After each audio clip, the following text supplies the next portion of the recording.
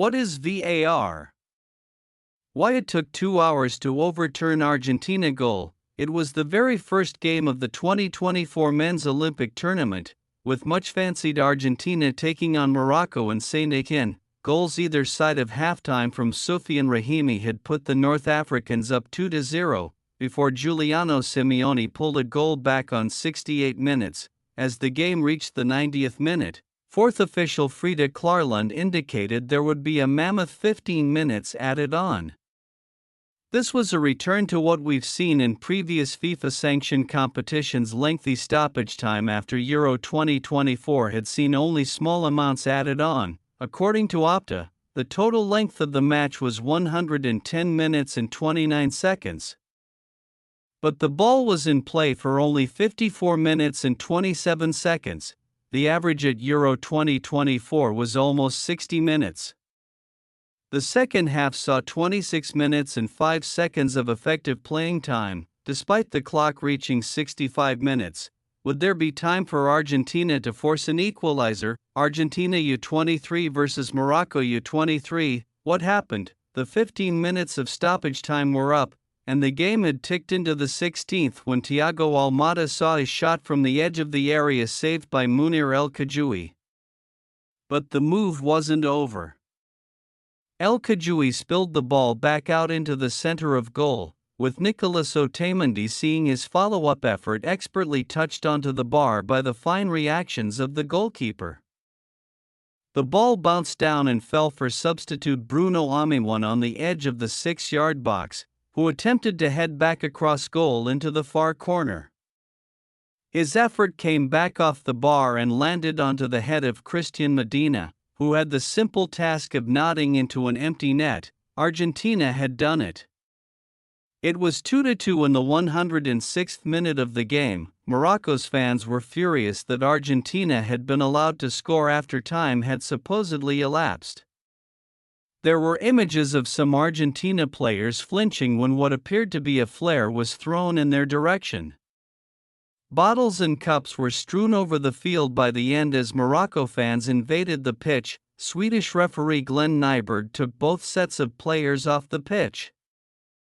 And a message on the big screen in the stadium read, "Your session has been suspended, please make your way to the nearest exit." And while this was happening, the VAR, Paolo Valeri of Italy, was of course carrying out his usual checks on a goal. Everyone assumed the game was over. Scores pages displayed full time. But it wasn't, and soon the Olympics website showed the match as interrupted.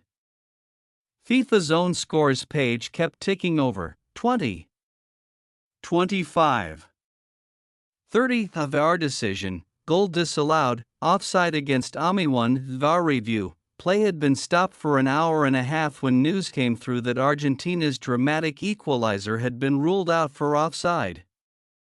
Against which player? At that stage? We didn't know. Such is the nature of the Olympic football tournament. 8 games are played in 8 cities across the host country in just 8 hours that it's difficult to get detailed information, even more so when a stadium has been cleared to prevent any further crowd disturbances, meaning there are no public announcements. While the perception will be that it had taken the VAR at least 90 minutes to disallow the goal, it would have been ruled out almost instantly in the course of a routine check through FIFA's semi-automated offside technology. As Medina's goal caused such problems among supporters inside stayed Jeffrey Gachard, making an immediate decision to disallow it could potentially have caused further crowd issues. The organizers may have felt it was safer to wait until the ground was cleared before announcing the goal had been disallowed through VAR, and that the game would restart behind closed doors even if it came across as confusing and was seen as one of VAR's wildest moments. Whatever the reason, the lack of clarity for all involved wasn't a good look for the Olympics.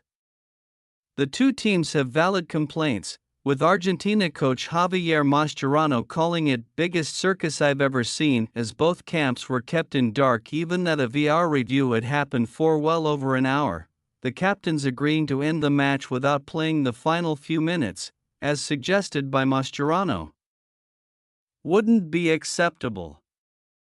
Argentina had scored an offside goal, and the VAR would have to disallow it even if play hadn't restarted. The score would still be 2-1 to Morocco at full time. When Otamendi hit his shot, Amiwan was in front of the last defender. That the keeper got a touch and the ball came back off the bar doesn't reset the offside phase. Amiwan remains active, and when he placed the ball he's offside, and the goal had to be chalked off. The players came back out onto the pitch to warm up just before 7 p.m. local time, almost 2 hours after the game had been interrupted. Nyberg officially disallowed the goal for a VAR intervention. In a surprising move, he went through the unnecessary ceremonial process of visiting the pitchside monitor, which he wouldn't have done for an offside during the game, and then made the TV signal to the empty ground. Play restarted with a free kick to Morocco in their own penalty area.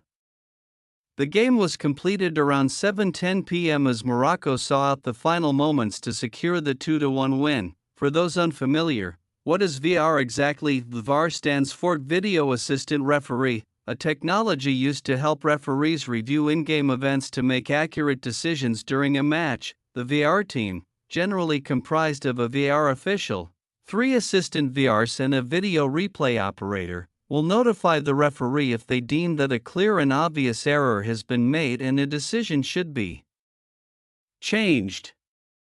The referee can either change the call made on the field based on a VAR recommendation or stick with the original decision after reviewing footage of the incident on a nearby monitor. Ultimately, the referee makes the final decision. VAR reviews can happen in 4 situations. 1 is goals, confirming whether there was an infringement on a goal, which involves checking for offside or a foul. 2 penalties, confirming whether there was a penalty by reviewing the challenge, whether contact inside the box or if simulation took place. If a penalty is saved, or a goal scored from the rebound, the VAR will check for any offenses. 3. Direct red cards, reviewing if a foul was serious enough to warrant ejecting a player. 4. A mistaken identity, ensuring the referee has sanctioned the correct player with a red or yellow card. Thanks for your watching. Don't forget to click the subscribe button and hit the bell icon for more.